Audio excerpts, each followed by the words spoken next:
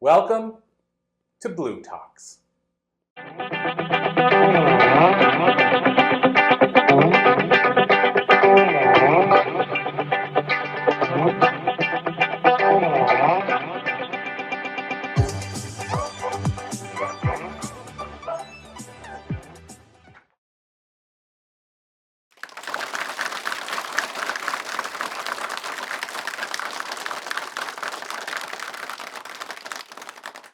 Hello, this is Brian Swift. I'm with the Quadfather All Things Inspirational Show. I am here with a special guest, Corey Poirier. Did I pronounce it correct? I'll say it this way, Brian. You did it as good as I can do it. All right. That's the best way. Awesome. Well, welcome to the show, and thank you for coming here. Okay. I appreciate it, and we have so much to talk about. And the first thing I'd like to really talk about is your book. Being an author myself, The Enlightened Passenger, which I had an opportunity to read, I found I loved the way you did it in a story form. So what motivated you to write the book? Wow, I mean, there's actually a lot to unpack there in the sense that there's the side of, for example, why a parable, like why a storytelling type book. There's the why you even put the book out. There's a whole bunch I could kind of go from there, but I'll say first and foremost, I asked this question, and what area I try to stay away from a little bit is to explain what the question is, but I asked you this question earlier, but I won't say what it is here because I don't want to ruin the book. But I asked the question regularly to people, and I started thinking about the concept of what if that was a story? And so it was more just like I had this inspired moment that what if this was a story? And then it became, okay, let's get hurry up and do nothing with the story for a year. And so basically I sat around and did nothing with it and thought about, okay, well, who could the characters be and what would this be? And so I knew the beginning and the end and nothing else. And then about a year after sitting with it and doing nothing, my wife, we went on a actual cottage trip, and she said, we love to swim, you sink. You don't love to swim, and meaning her and the kids love to swim, and I'm not a big swimmer. So I would go down to the beach and watch them. And then she said, you love to swim. You don't love to swim, so why don't you work on that book you've been yapping about? Okay. While we're here, whenever we're doing that stuff. You can bring it to the beach, you can do it at the cottage. And believe it or not, I wrote about in 2 weeks, I wrote about half the book on that trip. I'm going more further down than what you asked for the question, but that's kind of what inspired it, was this idea of what if this question was a story? And then I guess that's a little bit about how long it took to start even working on the story. Which is interesting that you took it to a story, and which is nice because a lot of what you talk about, most people would have put into a, let's call it a bullet form type of book. But in putting it into a story, I think you capture people's interest and curiosity much better than just, chapter 1. This is, what Zig Ziglar would do. Chapter 2, this is what Les Brown thinks about this. In chapter 3, this is, so that ability to tell a story in life is so important because people love stories. They love to follow that journey. So what drove you into wanting to do it in a story form versus what you might typically find? Yeah, well, thank you so much for noticing that. And I will say, to your point about Les Brown and Zig Ziglar, what I did manage to do, because I am fans of both of those speakers, I had the opportunity to interview both of them, but with Zig, I never met him in person. I did a phone interview near the end of his life. And one of the things that I did in the book, which was conscious, was I worked some of those leaders into the story. So in other words, it is a story, it is a fictionalized version of my life, but I did get to still not say what Zig would do or not what Les would do. I would say, here's what Les told the character. So it was still teaching. And what a lot of people wouldn't know, Brian, is that's actually a fictionalized version of my life, in the sense that when I said Les Brown said synchronicity is God's way of staying anonymous, and I said he said it to the character, well, Les said that to me in his living room in Atlanta. which was a major moment for me. But I just took it in that the character now saying, Les shared this with me backstage before I was speaking one day. And so I did kind of work that into the story so I could still do a bit of what you said about Les said this, but I'm doing it more from the perspective of Les sharing it versus saying, here's what Les Brown says. As far as the parable, why that? Honestly, I'm a big fan of books like The Celestine Prophecy, The Alchemist, The Richest Man in Babylon. But the person I was reading the most at the time when I decided I was going to write this was Og Mandino. Okay. And Og Mandino, greatest salesman in the world. Yes. And so most of his books, and he has a lot of them, most of them were parables. And I was reading that style of writing. And so I think for me, it was just like, this is what I'm reading right now. And it's teaching me in a way, like I walked away from the greatest salesman in the world. He gives, he has this 10 scrolls. And I walked away going, I know how I can use this in my life now without, and here's the big thing, without realizing I was being taught. Yeah. That's the key thing. So what made me want to do this is I loved the way that I was being taught by these parables and said, I want to at least one point in my life capture that sort of same essence. And I will say, if you believe in synchronicity, because that's one of the things we talk about in the book, I just discovered this today, but Ken Honda, who I'm a fan of, he wrote a book called Happy Money. He's with Mind Valley, and his new book called True Wealth, I just noticed our covers are very, very similar. And then I noticed a little side story for your listeners that I haven't shared much is I've actually written two books in a 3-part series now. So there's a part 2 and 3. And part 3, the story is almost very, very much like Ken's story in his first book, True Wealth, which is a parable. So I don't know what that's supposed to mean, but I just discovered that today. But I guess what I'm getting at is it seems like, and this is why I brought up Ken, it seems like parables are really making their way into my life right now, like the Og Mandino thing, rereading The Alchemist, reading Ken's parable. And I think that's why I wanted to do it that way, is because those books gave so much to me, and I feel like they can become classics. So hopefully that answered the question. And the thought of teaching in that method goes back thousands of years ago, right? I mean, that's the way a lot of people were taught through stories. And not that it was that long ago. I know I've been blessed to have grandparents around, and a lot of times they shared a story with you. And maybe that was because they weren't your parents and they wanted to teach you something, but give you the essence of how it filtered into life, which you don't, and I'm a decent reader. I don't read a lot of books written in that fashion, but it's definitely a unique way of teaching somebody. And I think you nailed it when you said, and I think this would benefit so many people, the ability to learn without feeling that you're being taught something. That's a unique way of writing, and I think you've really captured it here, so congratulations with that. Well, I mean, thank you so much, Brian, and I will add to your point, because you made a great point. So I didn't start reading till age 27. I've shared this openly that I never read a book fully till age 27, and then I haven't stopped since. But the book that pulled me in was a book called How to Win Friends and Influence People by Dale Carnegie. Yeah. And I liked it so much that I read it a second time the same weekend. So I jokingly say it was the first and second book I've read in my life. Having said that, the second book I read, true second book, was Think and Grow Rich by Napoleon Hill. Reason I bring up those two books is, to your point, those books, and it's clever the way they did it. First of all, Dale Carnegie was a masterful storyteller. But both of those books were teaching me in story. And like Napoleon Hill would say, Henry Ford was called ignorant, and so he went to court to prove he wasn't. And he tells this whole story about Henry Ford. And basically, what the story was about is, he said, a guy called Henry Ford ignorant. Henry Ford said, I'm not. They went to court, and the guy asked him questions, and Henry Ford he didn't know the answers. So eventually got mad and said, well, why do I need to know these answers? I can push a button, and I have somebody I hired to help me with this, instead of me trying to learn it myself. And the judge said, that's not ignorant at all. So it's very intelligent. So it's like hire for your weaknesses. So what I'm saying is, I learned that from a Napoleon Hill story, but I never felt like he was teaching me it. So interestingly, those books aren't parables. They are self-help, basically nonfiction books. But I find the difference with those books and others is they teach through story. So I think that's what resonates with me. The storytelling.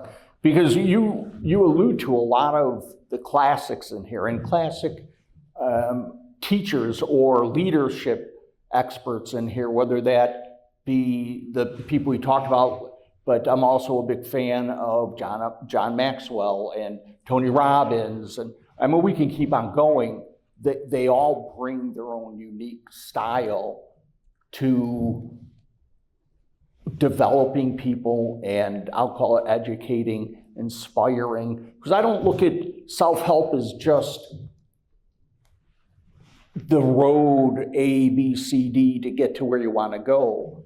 It's in the way they do it, whether it be the story, whether it be in a parable, no matter what method they use. Tony Robbins uses a lot more emotion than some of the others do, and that resonates with some people. So, yeah, and I will say one of the things I think that is a bit different, and I say this for somebody listening who might want to be a writer. One of the things I did that nobody ever said you should do this, and it's not like I'm going to say it was innovative, but it was just like it only occurred to me that if you like a certain style, I don't think you should copy anybody ever.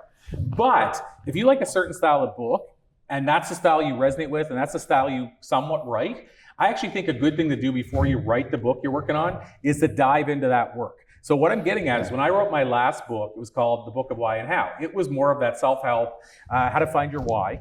But I was big on the storytelling like Napoleon Hill and Think You Were Rich. And what I loved, Brian, which I think is different, is the way they wrote in 1937 is different than how we write today.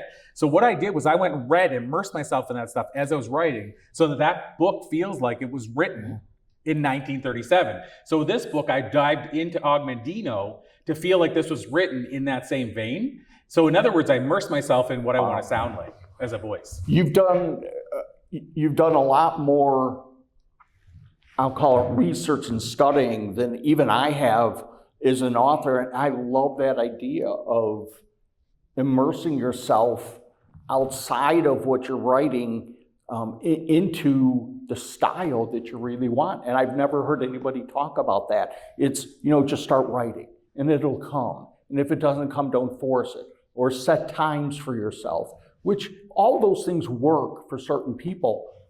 But I've never heard anybody talk about really immersing yourself into a certain style. The style that you like, again, don't try to be somebody else, but to be able to write it in the fashion that you feel would most convey what you're trying to get across really does take more than just writing your story.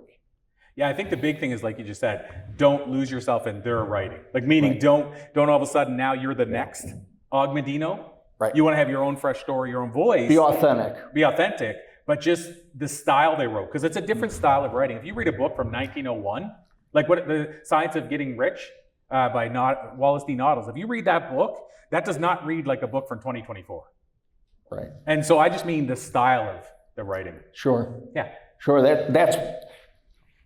Where did you come up with that? I mean, was that just something that it just morphed, it just happened? Or what brought you to that point of realizing I need to read more of this type of book because that's the type of writer I enjoy being? It's a great question. So I actually purposely focused on those type of books, and normally I read 3 books a month. I didn't read any modern books while I was writing that last book I mentioned. And to your point, the reason I did that is I recognized that when I write normally, I have the storytelling style similar, I have all the things similar, but it doesn't feel like that type, like that classic style that doesn't really exist anymore. And so I'll give you a great example. If you're a musician and you want to write like the Beatles style. I don't mean sound like the Beatles. I mean the way they wrote in the music that came out of the 50s and 60s and 70s was different than now. You have to immerse yourself in that style of music if you want to write in that style, because otherwise you're naturally going to write in what you're hearing on the radio every day. So to me, but it wasn't intentional. It wasn't this great, big, like mystical, yes, I should do this. It was literally just me saying, when I normally write an article, it doesn't feel like that vibe of what I love about those books. Maybe I need to, if I'm reading that style over and over again, that's naturally what I'm immersed in. That's naturally also what I'm going to write. So it's almost like surrounding yourself by the people. You said earlier, the 5 people that you spend the most time with. Sure. It was like, I want the 5 people I spend the most time with to be the people that wrote those books. And so I write in the style that they wrote. So it was a common sense way that you organically came about this style. I think so. Yeah. So where can people get The Enlightened Passenger? So it's a catch-22 because I'm going to say the same website either way, but depending on when they go there, I've been leaving this a little longer than I'm supposed to be. We set up a website where you can get bonuses. And the website is thisisthebook.com. But you can get 5 bonuses there. I'm supposed to remove those bonuses, like I say supposed to, like a week ago. And I don't know how long I'm going to keep leaving that. But my point is, if you go there either way, that's the place to go, because as soon as we switch over from the bonuses, it'll still say get the copy on Amazon, Barnes & Noble. It'll have the links. So either way, it's still a place to go. But depending on when you go there, you might actually get some free bonuses. Awesome. I want to move on to something else. Tell us about bLU. Okay. So I learned about bLU through a friend of yours, Heidi, and I'm fascinated by it. And now we had a chance to get together here at Northwestern and see what part of it's about. But tell us what bLU is about and how you came about wanting to go down this journey. So bLU Talks, the bLU is bLU. Probably a person hearing this might see it if they say the show notes or the links or whatever, but it is bLU, and that was intentional. So right from the start, everything about it was intentional. So the bLU, I wanted to have a 3-letter word because I talk so often about the rule of 3.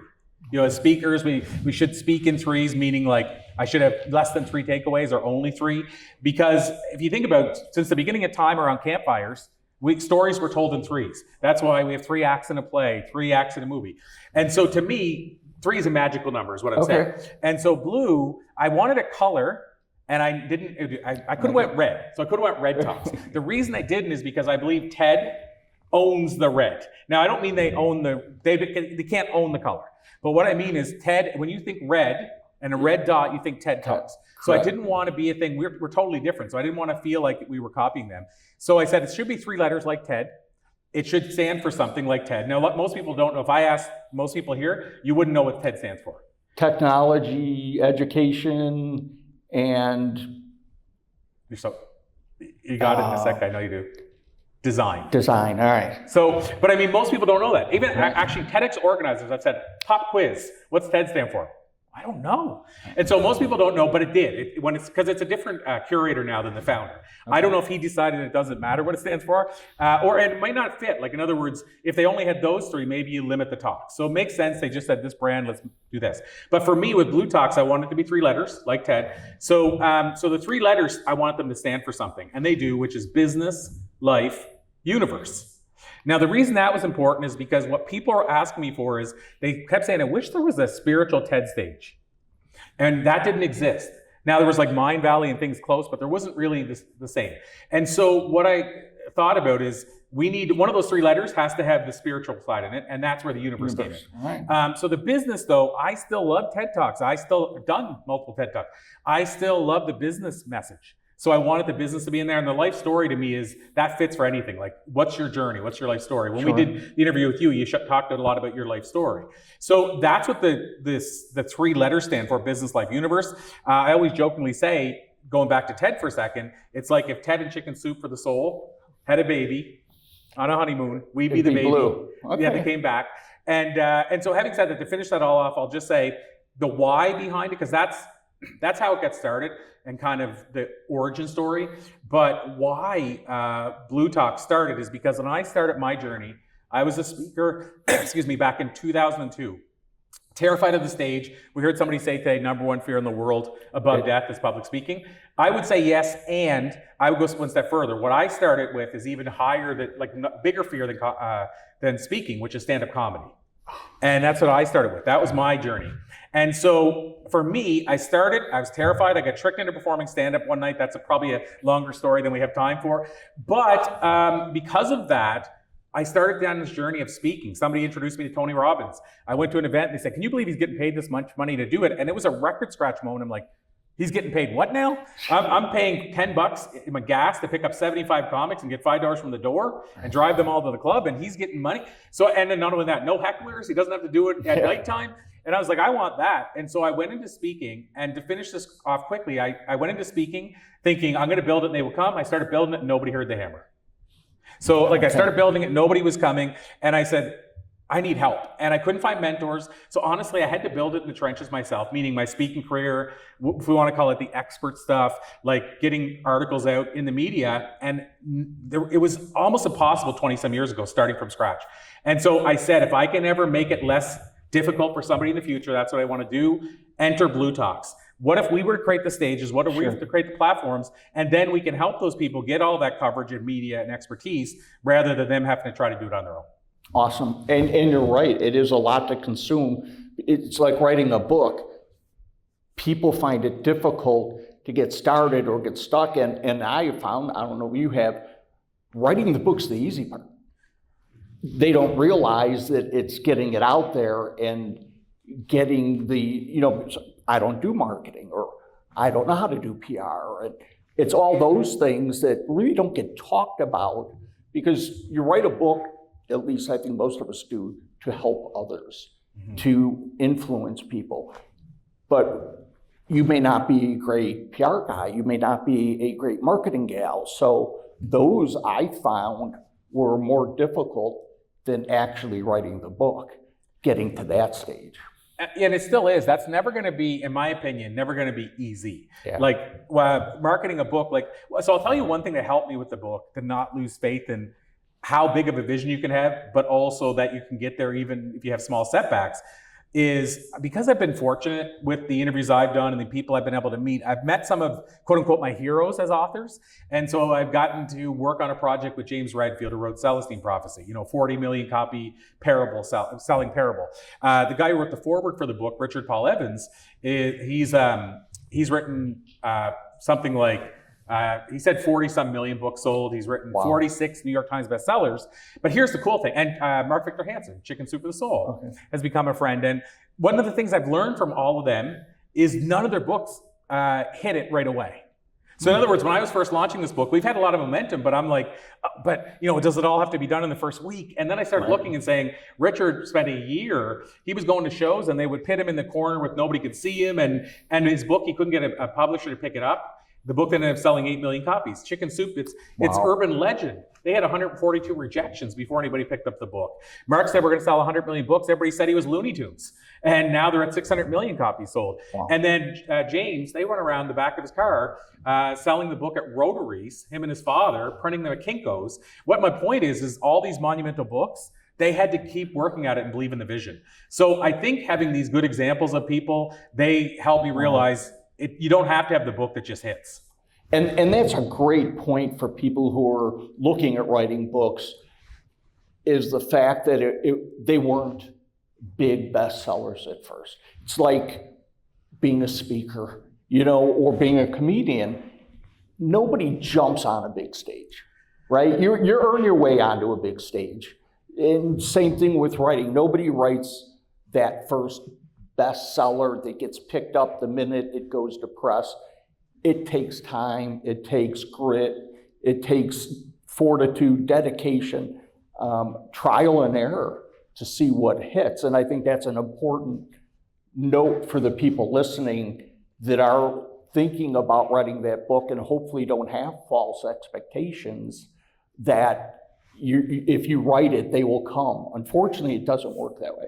By the way, nobody's ever come. That's the one thing I learned, is that all these things we say, if you do this, they will come. No. Nobody ever comes. The best that you can have is you have a couple of, I'll say, the world of influencers. If you have people in your sphere that you built relationships with that are influencers, you can decide what term you use, thought leaders, what have you, like a John C. Maxwell or have you. If you're lucky, you have a bunch of them, those thought leaders that love you and say, Corey's in there with his book. That's the only way they come. If they might say, go check out Corey's book. Exactly. But nobody just shows up and says, I heard you wrote a book.